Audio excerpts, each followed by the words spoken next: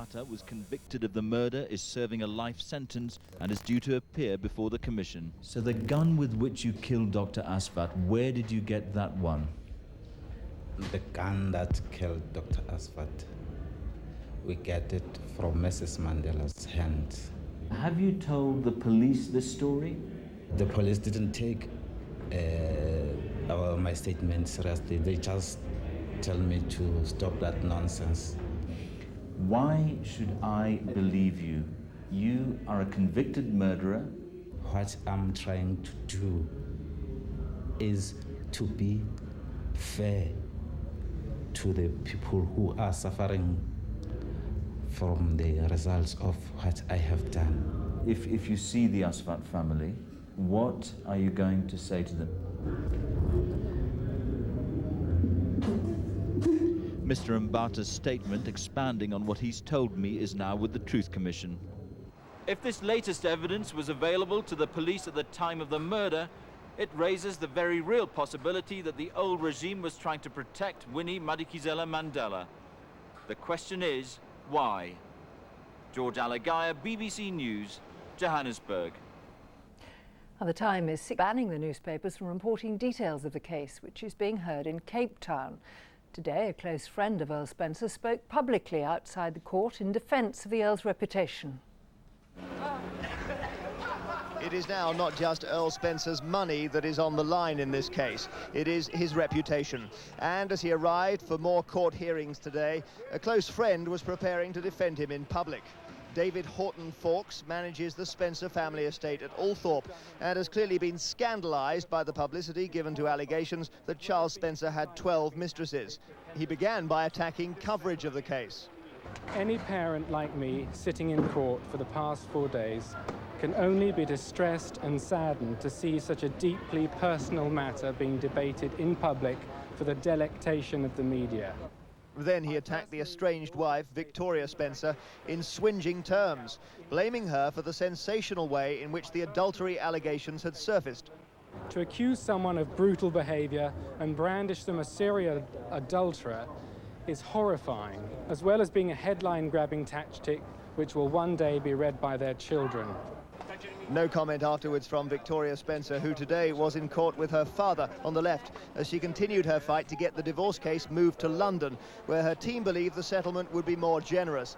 An argument Charles Spencer's side today tried to counter by releasing full details of his offer. Not just a £300,000 lump sum, it turns out, but a car and a house and £2,500 a month as well.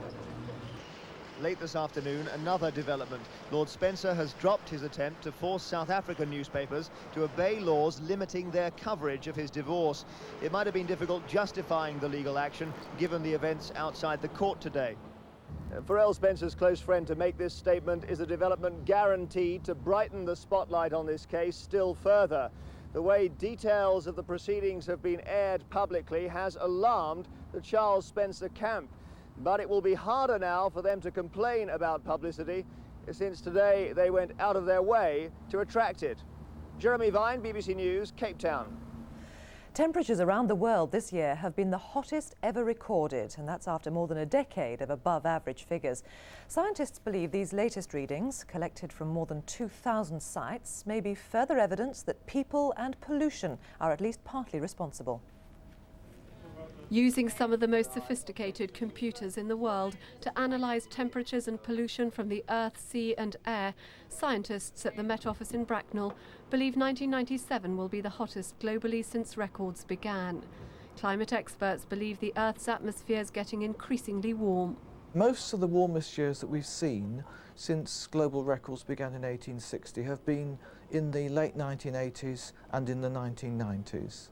In fact, of the top 10, all have been except 1944. So the evidence for warming is very clear. Figures for the past 140 years show how fast the Earth is warming up. Compared with the long-term global average, this year's record is nearly half a degree warmer. The effects, say the scientists, are already visible. Ice caps melting, causing seas to rise, bringing unpredictable weather patterns. This year's hot temperatures are due in part to the El Niño effect, which has increased temperatures mainly in Pacific areas. But some of the rise is due to man-made greenhouse gases from industry and traffic, which accelerate global warming, according to scientists at the Met's Climate Prediction Centre.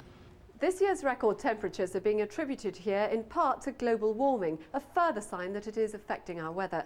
The news comes less than a week before representatives from more than 150 countries meet in Japan to negotiate an international agreement on how to tackle global warming. It's feared the more the Earth overheats, the greater climatic disasters like drought and floods will be.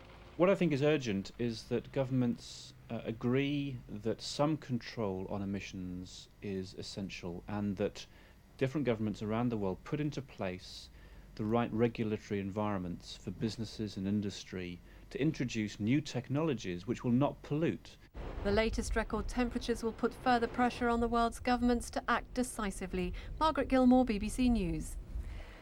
A new pub lottery game has been launched despite